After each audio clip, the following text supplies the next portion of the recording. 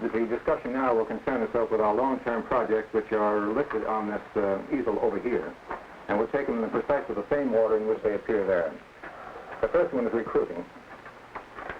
Now, as you all know, people have associated with us only men and women of sound character, good conscience, religious ideals, and fervent patriotism.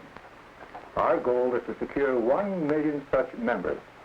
We're some distance from that, but we are making considerable progress. For example, during the month of August 1964, we broke all records with respect to new members and new chapters, and it's my understanding that the month of September exceeded that. Let's help in every way we possibly can to make sure that the month of October even exceeds September. Now,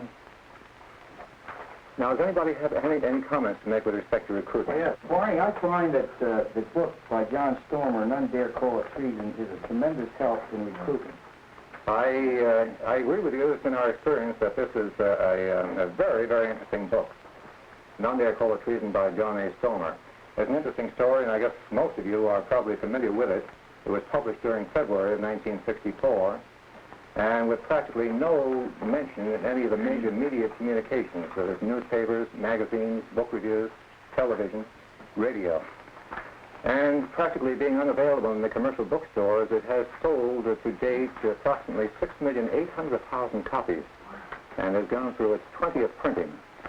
I think it is reasonable to say that the members of the Society have done a remarkable job in connection with the distribution of this book.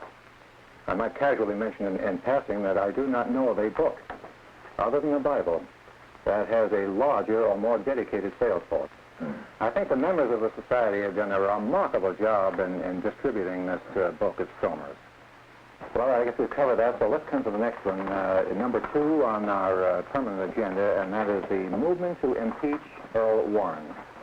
The movement to impeach Earl Warren. You all know we've been working for quite some time on securing the impeachment of the Chief Justice, and there's a variety of reasons for this. First of all, we firmly believe that he has violated his oath of office to protect, defend, and uphold the Constitution of the United States, and believe he has been doing quite the contrary. Interesting little thing, we believe that, while it may not be germane at this point, that at the time he was appointed Chief Justice of the Supreme Court, he had very little judicial experience of note. And there's some open question as to whether at that time he knew the difference between a law book and a serious law book catalog. But more important and more serious import is the fact that the Chief Justice has been the leading advocate, setting the stage for the current series of racial riots that are now rendering this country apart. In addition, the general tenor of the Supreme Court decisions, particularly since 1954 or thereabouts, have tended to destroy the republic that our forefathers set up for us and convert it into a mobocracy. Now, we didn't say it, but the communists themselves have publicly declared that one batch of decisions by the Warren-led Supreme Court have constituted the greatest victory of the Communist Party in the United States. As I say, we didn't say that. The communists themselves did it, and I think this gives you some inkling as to what the actual goings-on have been in the court itself. Barney, is that particular comment you just made, is that in Rosalie Gordon's book, 9 Men Against America? We'll come to that, Laurie. I want to mention in connection with that, for any, I think we have 1 or 2 new members here. I want to mention the information we have available in connection with this. Now, the other thing that the court has done is to take steps to remove the spiritual foundation of our republic. And I think you all know it is now unconstitutional for children to recite prayers in our public school or to read from the Bible. These are strange times in which we live. Now, the principal tool we have in connection with the impeachment of Earl Warren is a packet. 9 Men Against America and auxiliary material. This is by Rosalie Gordon. This completely documents the case for the impeachment of the Chief Justice. It's available in our own library, and of course it's available for distribution. And an interesting little thing is that the retail value of this is $2.45, and it's available for $1. I think it's a wonderful economic bargain, among other things. Are there any comments now with respect to the impeachment? Yes, Mr. Professor, I have the chapter's impeachment petition with me this evening, and we have acquired 50 signatures this week alone. Well, that's fine. That's fine. This will help to help us to meet our goal of 10 million signatures to be affixed to petitions for the impeachment of Mr. Chief Justice Earl Warren. I'd like to say just one very minor thing, and that is this: that we hold no personal animosity toward Mr. Chief Justice Warren. As a matter of fact, we wish him well. I think the worst thing in the world that could happen from our point of view is that any physical harm should befall him. We need him desperately. So let's bear that in mind. No personal animosity. We have in mind only that we'd like to see him impeached as a symbol of the forces that are converting our Constitution from what it was intended to be into a totally different kind of document. All right? Now, are there any further comments with respect to the movement to impeach Earl Warren? All right, with that, let's go to the third item. Third item, the United Nations, get us out. Now, again, this is another movement and a permanent project on our agenda that we've been working on for quite some time.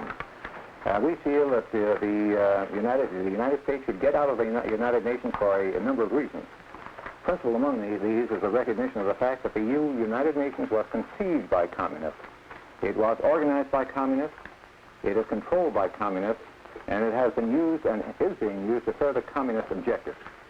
We have available to us a fine tool to bring to the American people the story of the United Nations.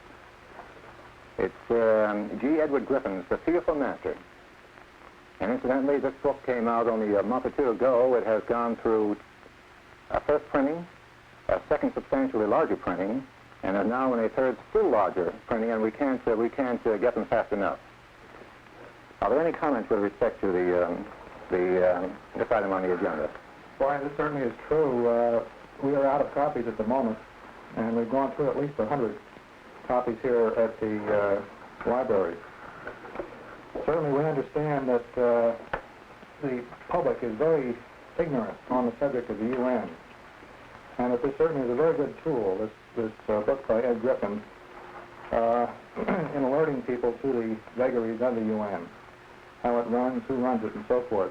I think one thing that everyone ought to know, if they know nothing else, that the one thing that the book brings out is that there is one position which is very sensitive and very important, but about which very few people know, and this is the title Under-Secretary General of Political and Security Council Affairs in the UN, and this man is responsible for a number of things. One of these is he's responsible for the control of the military and the police functions of the UN. He is responsible for the atomic energy entrusted to the UN. He's also responsible for all disarmament, which might be considered by all the member nations. Mm-hmm. And this particular post in the UN has been held ever since the inception of the UN in 1945 by a Russian communist.